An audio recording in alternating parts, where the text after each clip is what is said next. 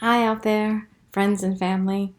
I thought it was appropriate that we have this conversation now. I have just filled my pill case for this upcoming week, and I wanted to open it one day and show you what's inside of them. So, this large capsule is a V2. It's a multivitamin. I take it every day for my head, 500 milligrams. This is an omeprazole capsule, and this is for acid reflux. I take that every morning as well. This itty bitty purple guy is levothyroxine, that's my thyroid.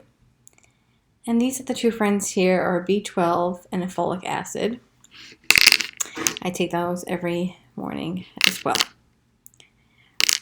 The reason I am going through this and explaining it all to you is because April 18th this year marked a very, very special anniversary, and I hadn't had a chance to properly commemorate it with you guys until right now, and so I didn't want to waste another moment, quite frankly, without discussing it.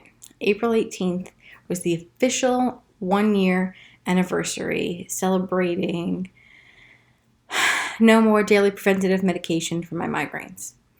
Like I just showed you, I take B12 and B2, but those are multivitamins. I'm talking about prescriptions on a daily basis.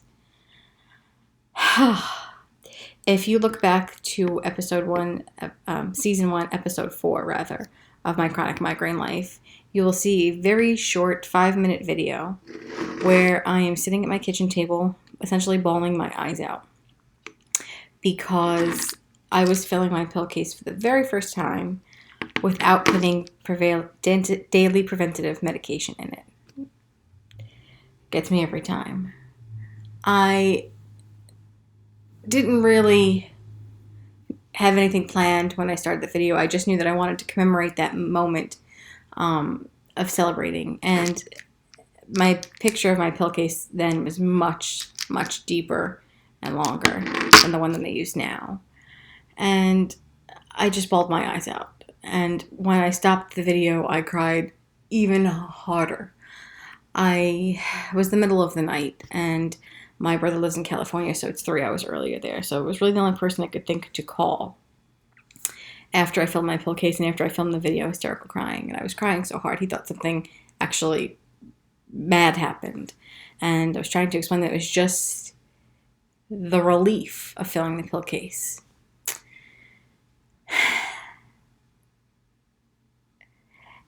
In some ways, it feels like it's been longer than a year, and in some ways, it feels like yesterday.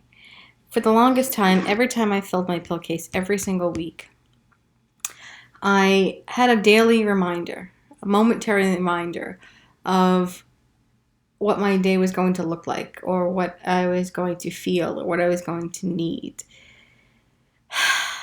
As I said when I started my real descent into migraine hell about 10 years ago, it started with one pill, one time a day.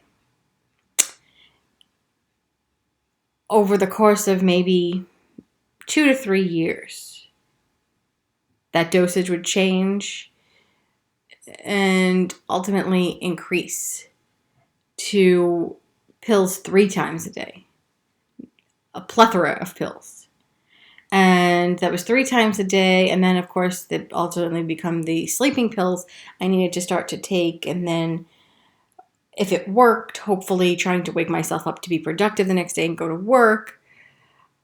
And either being too doped up from the Ambien, or unrested, or in pain. And then the side effects of the morning medication taking place. And this vicious cycle of feeling like I was swirling down the drain. All of those drugs and all of those side effects and all of those things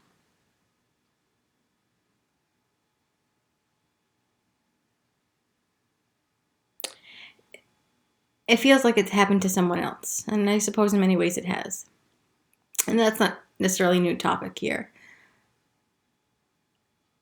I recently had a thought. The first time I took fentanyl, the only time I took fentanyl, I was given a patch for migraine purposes. I had my first migraine that I couldn't break. in season 1. I think it's episode 6 or 7 that I talk about that in greater detail, which I won't go into here.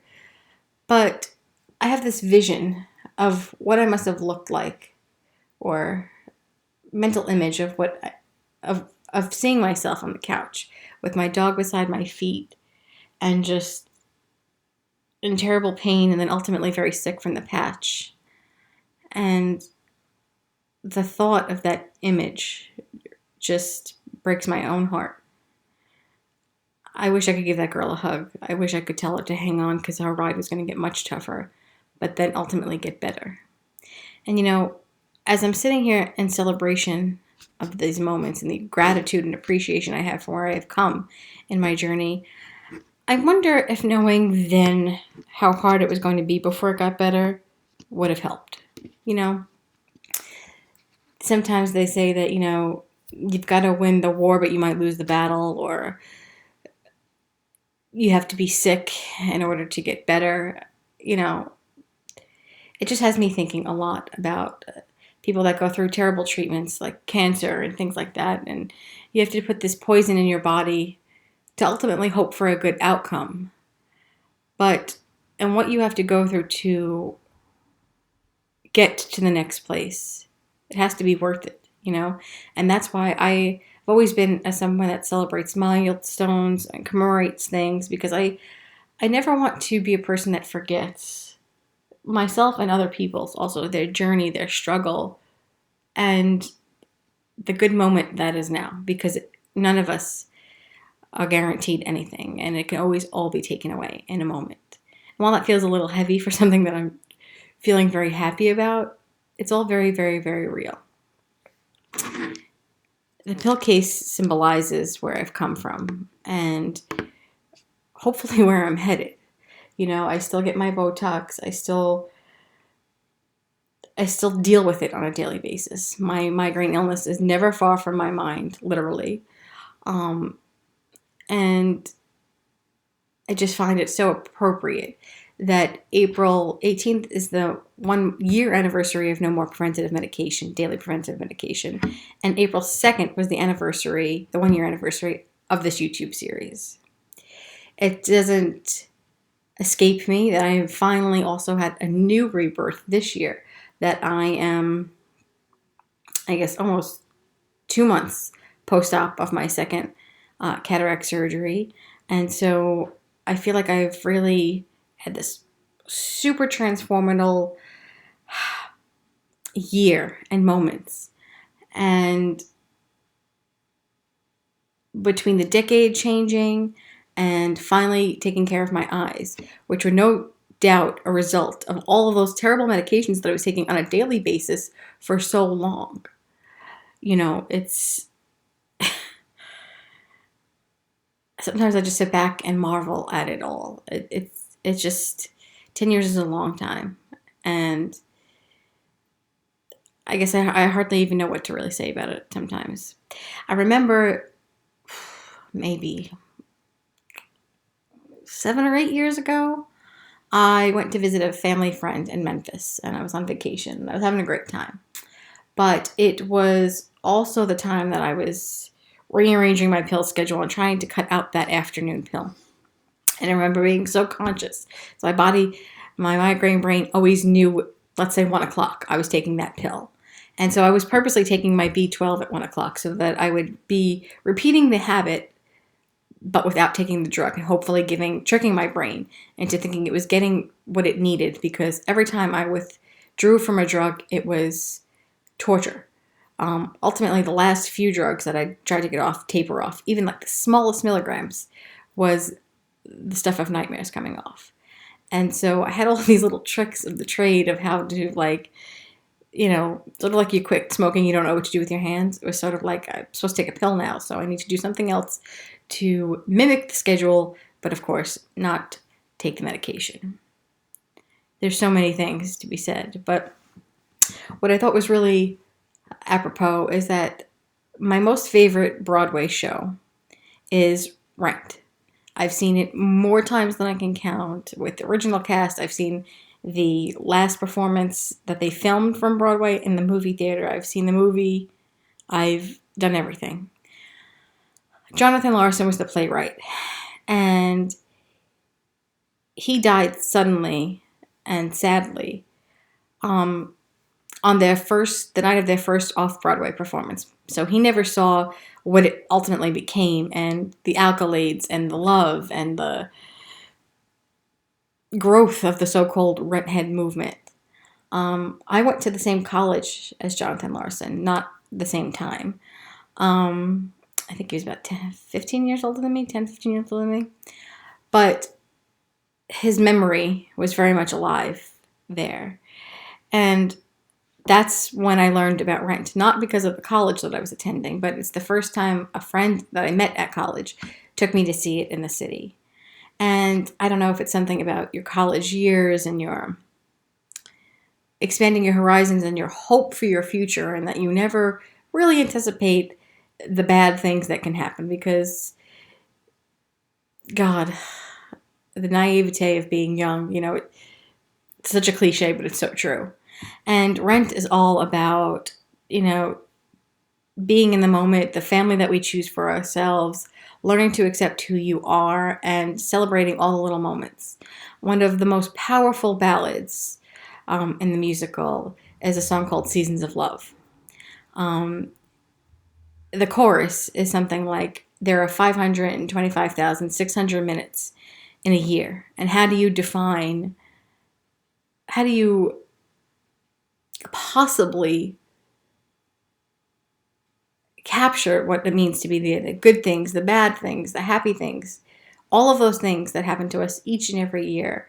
How do you put a spin on it, right? Like at New Year's, we're always trying to wrap it up. And nowadays with social media, you want to put it in a pretty package, right? You want to show your best pictures, celebrities you may have met, vacations you went on, the birth of new members to your family, pets, all these things, graduations, and the countless things that there are reasons to be happy about. We don't ever put the pictures of the ugly or the bad or the truthness to life, the harshness, the ruggedness, the moments where you wanted to just give up and crawl into a ball and die. No one wants to see that picture.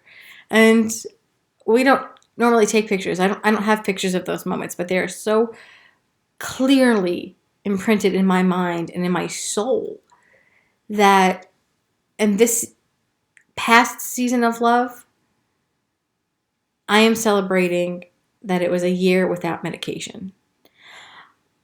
Of those kinds of medications. That I made it a year. Will I make it another year? I don't know. I hope so. But I don't know. That doesn't matter. What matters is this year, this season of love. And the love that I have given myself, and the proudness that I feel, and the state of true commemoration that I feel for being in this place. And also, I have to say, proud to share my real, true self with you all. It's not about the followers, it's not about the money, it's not about any of those things. Clearly, I'm not a person that is very vain. I am trying to be raw and emotionally vulnerable, and while that's ultimately a harder task than worry about vanity, I also make a conscious effort to show you who I am, both physically and emotionally, on a daily basis. I'm a no-frills kind of person, unless I'm going somewhere or something is happening. And I feel that in my honesty, with such difficult and often tough times, that it's important to be physically vulnerable as well. I know that it might have been hard for those of you who've been with me from the beginning to have some of those conversations, or see me break down so many times, or just, want to watch something so serious. I know that it's not always that. It's not easy, and it's intense, and sometimes overwhelming. And it was for me too. But I just find that I've shed a new layer of skin, and I am in this new body and new phase in my life, and I want to celebrate every single second of it. So I want to say thank you for taking this journey with me. I can't wait to see what places we're going to next. And on to a bigger and better season full of love, and hopefully very soon, lots and lots of contact with the outside world and each other. Take care. I'll see you guys next time.